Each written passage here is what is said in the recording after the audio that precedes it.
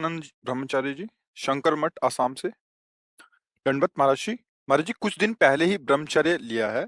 इस पर आगे उन्नति के लिए आपका आशीर्वाद चाहिए था। सबसे पहली बात ब्रह्मचारी को ये है कि किसी भी तरह से शास्त्र आज्ञा का उल्लंघन न होने पाए किसी भी क्षेत्र पे।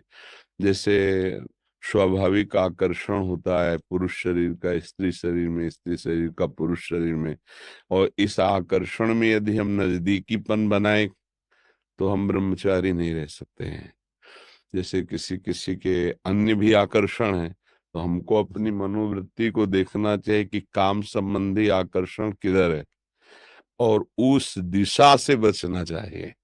क्योंकि ब्रह्मचर्य एक ऐसी अमोघ वस्तु है कि जो चिंतन मात्र से भी नष्ट हो सकती है। क्रिया प्रक्रिया संग ये तो आगे की बात हो गई। जैसे हम गाढ़ काम चिंतन में हो गए तो हमारे अंदर एक मनोवाह नाड़ी है, वो नाड़ी मथानी समझिए। जैसे दूध को जमा कर दही किया गया और दही का जब मंथन किया गया तो उससे मक्खन घी निकलता है। ऐसे पूरे शरीर में, इस पांच भौतिक देह में कहीं भी देख लो, जैसे पित्त की थैली है और ऐसे ऐसे कहीं वीर की थैली नहीं है। ब्रह्मचर्य जो वीर है उसकी कहीं थैली नहीं है। वो पूरे रक्त को वो मनोवाह नाड़ी मथानी की तरह चिंतन से, जब आपका कामोत्तेजित चिंतन हुआ तो मंथन कर देगी। अब मंथन कर दिया तो फिर लघु शंका में, स्वप्न दोष में किसी न किसी तरह वो निकल जाए। अखंड ब्रह्मचारी जी के लिए चिंतन भी रोकना है।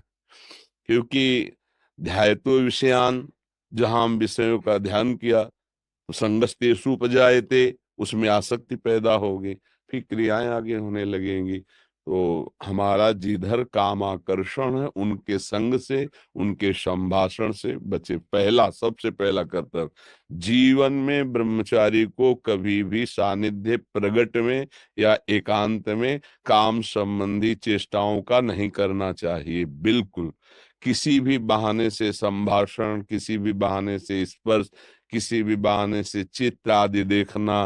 वो आजकल मोबाइल भी होते हैं तो मोबाइल माध्यम में, क्योंकि कामोत्तेजना जब चढ़ती तो वही विषय हमें अच्छा लगता है, तो उस विषय का किसी भी तरह से हम पोषण न होने दें। ये पक्की जीवन की बात समझ ले। अगर ब्रह्मचर्य रहना है तो विपरीत आकर्षण जो हो रहा है उससे हमें दूरी बना के रहना। अगर तनिक भी सिद्ध ही कोई दिखाए तो गिर ही जाएगा, वो भ्रष्ट ही हो जाएगा। और जब ब्रह्मचर्य रहा जाता है तो उसको सुविधा माया देती है ब्रह्मचर्य नष्ट करने की। ये बैठालना चाहिए।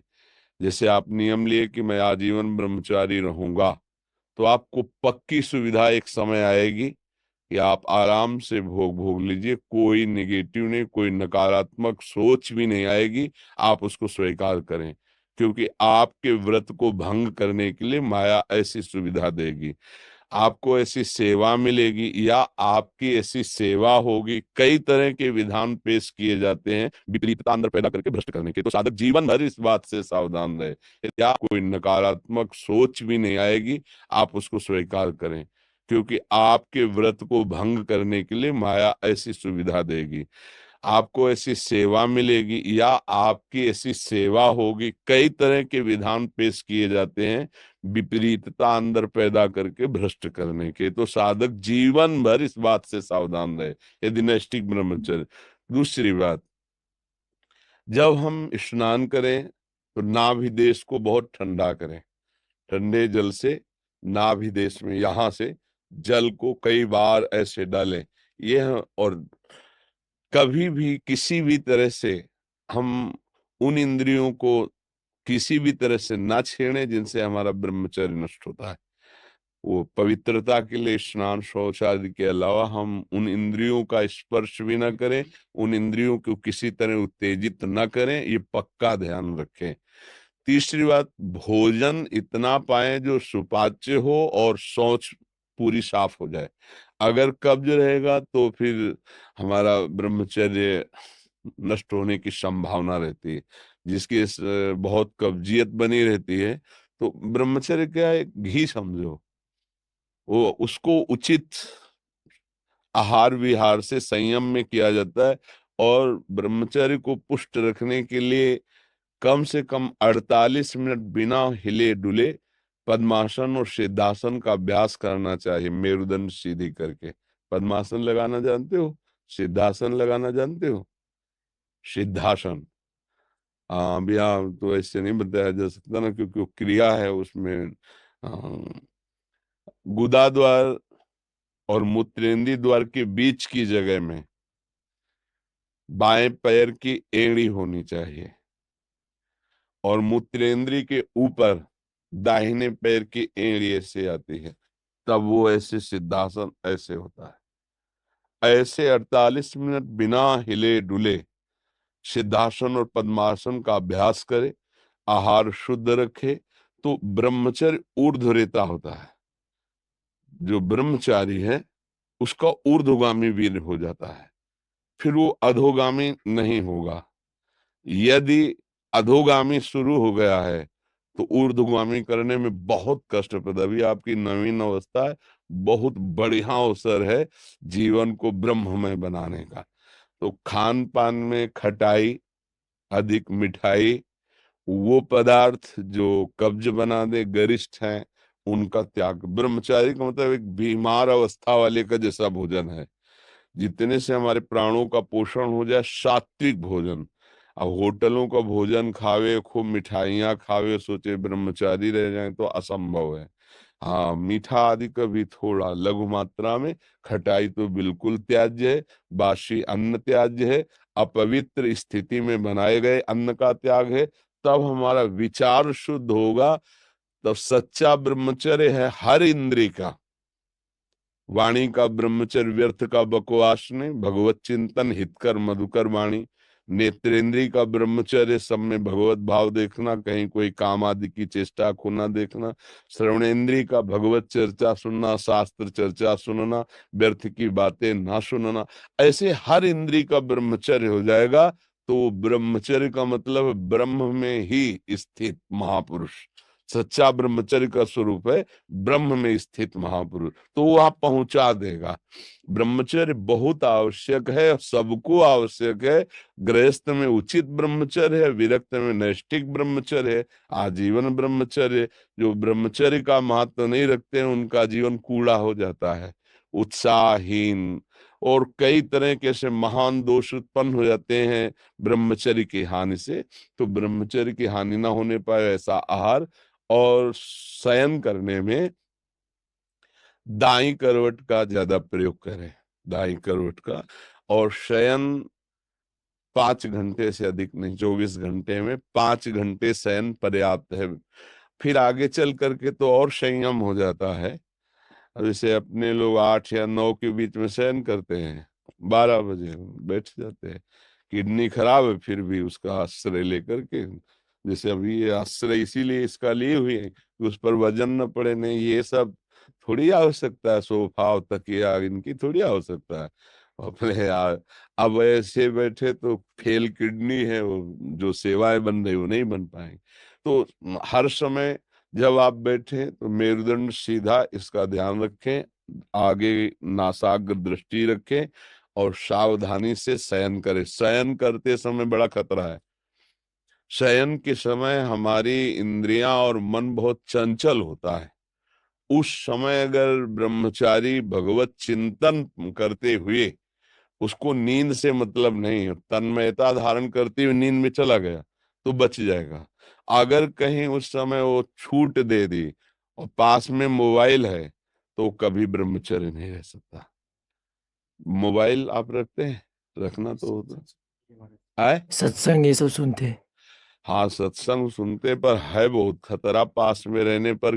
क्योंकि देखो, जो शास्त्रीय पद्धति है, गोस्वामी जी कह रहे हैं, तुलसीदास जी, जो चाहे आपन कल्याणा, सुजस सुमति शुभ गति शुभ नाना, सो पर नारी लीलार गुसाई, तजो चौथी के चंद्र की नाई। जैसे चौथ के चंद्रमा को देखने के लिए कलंक बताया जाता है, ऐसे बोले माताओं बहनों की तरफ एकाकार दृष्टि करके देखोगे तो तुम्हारे अंदर दोष उत्पन्न हो जाएगा।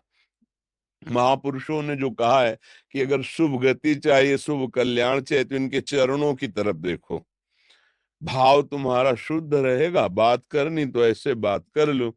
ऐसे बात करोगे तो हिम्मत नहीं है, कहीं न कहीं मन हमारा फिसला सकता है, कहीं न कहीं हमारे अंदर दोष दर्शन आ सकता है। तो इन सब विशेष बातों को तो ध्यान में रखना। सबसे खास बात है कि हर समय नाम जप करना है। अगर नाम जप से चूक गए तो सब मिटिया मिट हो जाएगा, और नाम जप हो रहा है तो सब समझ जाएगा, पक्का समझना। क्योंकि भगवत चिंतन हो रहा है ना, नाम जप चल रहा है ना, वो सब संभाल लेगा, सब इंद्रियों को अंतर्मुख कर लेगा, सब समझ ले। भगवान को धारण करना कठिन है। वैसे अब क्या बताएं, ऐसा समय कि मोबाइल एक आवश्यक सामग्री सी बन गई है। आज तक नहीं मोबाइल है, चलाना भी नहीं आता, जीवन में नहीं। जीवन में क्या, अभी तो 30-35 से तो चला है, 25-30 वर्ष से चला होगा मोबाइल।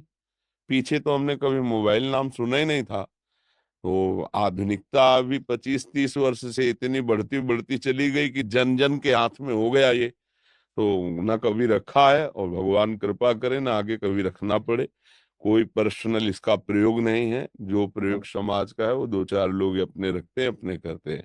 हमें लगता है ब्रह्मचारी अगर सत्संग सुनने के लिए वो चिप वाला प्रयोग करे, और सत्संग केवल, वो ऐसे यंत्र आते हैं ना कि जैसे चिप लगा दो सत्संग सुनते रहो, मेमोरी कार्ड। हाँ ऐसा कुछ। मतलब इसको सर्च करके हम सत्संग सुने तो कभी ऐसी बुद्धि हो जाएगी कि सर्च करके हम गलत भी देख सकते हैं। और एक बार अगर उतर गए, फिसल गए, फिर वो मतलब चढ़ पाना बहुत कठिन होता है। जैसे बालू का बांध होता है, एक बार टूट जाए फिर उसे बांधना बहुत कठिन हो जाता है।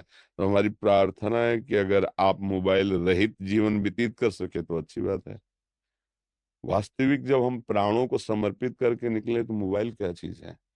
अगर सत्संग आपको सुनना है तो आप किसी भी भाई से मिलते तो है ही, मिल समाज है तो वो यूट्यूब से आपके सत्संग को भर देगा, आप उसको सुन लिया। फिर आप नवीन भरवा लीजिए, यंत्र रखिए। पर मन को संभालने के लिए अगर ये कहीं भूल से ऐसा कुछ हो गया तो फिर बहुत ही, तो हमें लगता है साधक को तो सावधान रहना चाहिए। दिन भर तो शांति हो, जब शाम के शयन करने जाए और मोबाइल पास है तो मुझे लगता है खतरा पास रखा हुआ है साधक के पास। इसीलिए किसी साधक के पास नहीं मिलेगा, जिनको सेवाएं हैं उनके पास है। और उनको भी, चाहे वो बूढ़ा हो चाहे बड़ा हो, कभी भी किसी भी क्षण चेक किया जा सकता है, हमारे यहाँ का सिद्धांत है। तो सबकी जांच है इसके, ऐसा नहीं कि तुम मनमानी जो कुछ चाहो सो कर सको। और भगवान की कृपा से उन्हीं को दिया गया है जिनकी कसौटी में कस करके जो पास हैं। तो मुझे लगता है बच्चा, अभी तुम नवीन बच्चे हो, मोबाइल का संग त्यागो, फिर आगे बढ़ो तो बहुत अच्छे महात्मा बन जाओगे। क्योंकि अभी नवीन अवस्था है ना, हाँ जगत का कल्याण करने वाले बन जाओगे। सतरति सतरति सा लोकांत तारे, बहुत आनंद आएगा, बहुत आनंद।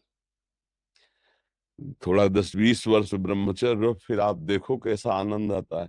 कोई भी सर्दी गर्मी बरसात मान अपमान दुख सुख छू नहीं पाता। हर कष्ट को सहने की सामर्थ्य ब्रह्मचारी के अंदर होती है। तो इसलिए नाम जप करो, और जो जो कहा है इसको फिर भरवा लेना किसी चिप आदि में, दोबारा सुन लेना, क्योंकि ये यूट्यूब में डाल देंगे तो इसको बार बार सुनना। हाँ, ब्रह्मचर्य के लिए ये बहुत आवश्यक है कि हम कोई किसी भी तरह इंद्री का दुलार न करें, किसी भी तरह हम ऐसा आहार न करें, किसी भी तरह हम ऐसा व्यवहार न करें, तो हमारा ब्रह्मचर्य पुष्ट हो जाएगा।